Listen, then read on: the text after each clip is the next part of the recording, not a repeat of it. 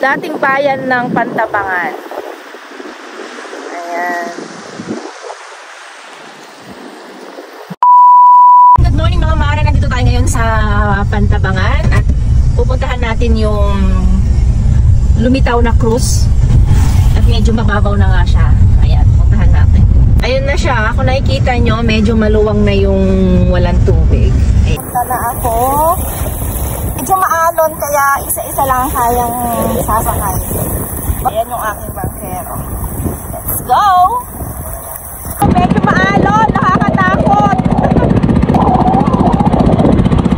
Ayun yung pupuntahan natin. Malapit na tayo. Medyo nakakatakot na talaga kasi napakaalon.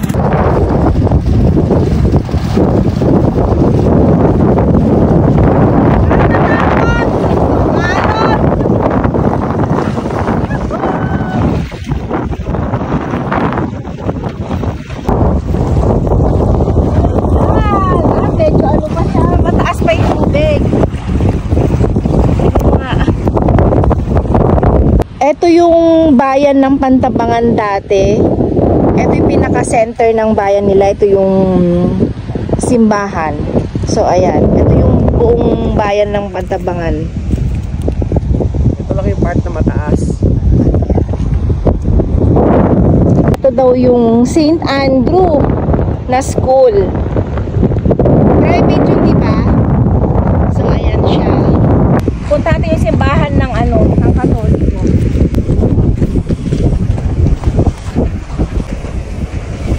Hindi pa siya ganun tuyo.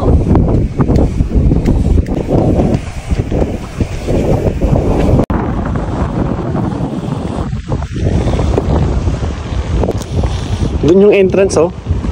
Oo. Hindi dyan ang entrance, doon sa harap.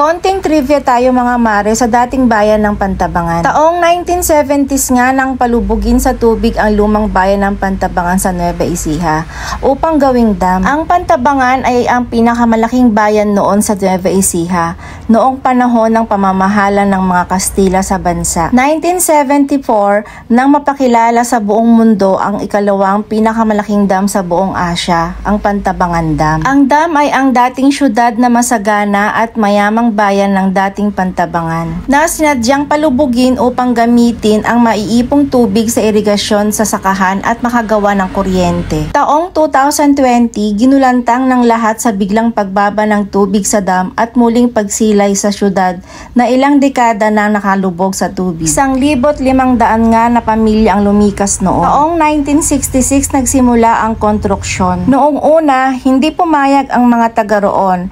Pero sinigurado naman ng pamahalaan ang kanilang bagong lilipatan. Malapit lang rin sa dating bayan. Ang dating alamat ngayon ay pinatotohanan na kanilang nasaksihan. Na minsan may isang syudad na tinirhan ng ating mga ninuno na nagpapatunay na ang bawat lugar sa ating bansa ay may nakaukit na kwento at kasaysayan. Yun yung sementeryo. Masyado nakalitaw. Malalim pa ito. Malambot. Ito naman yung pinaka-stage nila. Ito naman yung bahayan. Kung makikita nyo, meron pa siyang lababo. Ayan yung lababo pa niya.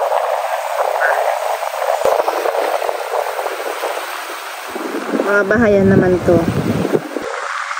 Ito yung pinaka-entrance papunta sa sa munisipyo. Ayan, ito yung entrance. Ayan si Jose Rizal. Tapos, ito naman yung pinaka-stage nila. Ayan.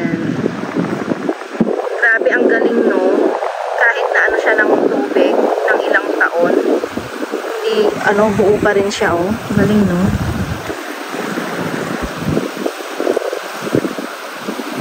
Medyo mataas pa yung tubig dito. Malambot pa yung ano, yung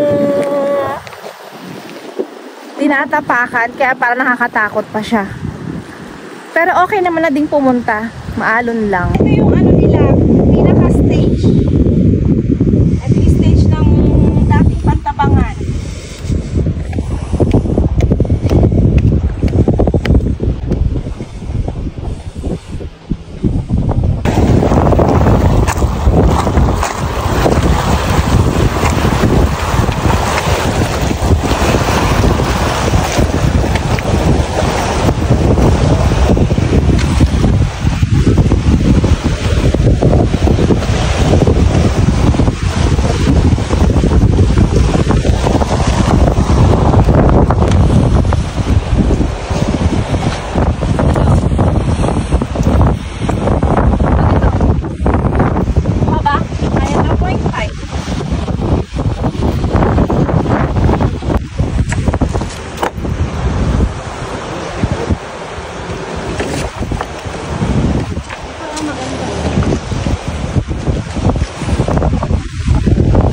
Baka matibag yan.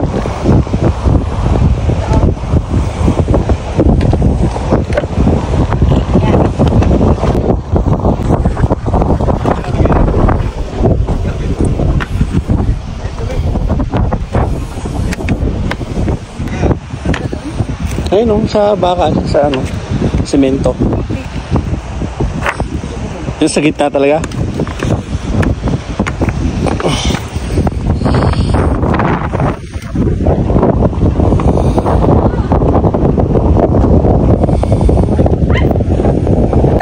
Napakaganda ang dating bayan ng Pantabangan. Kung titignan nyo naman talaga talagang buong buo pa rin yung mga ibang ano, katulad ng simbahan. Ayan yung stage nila.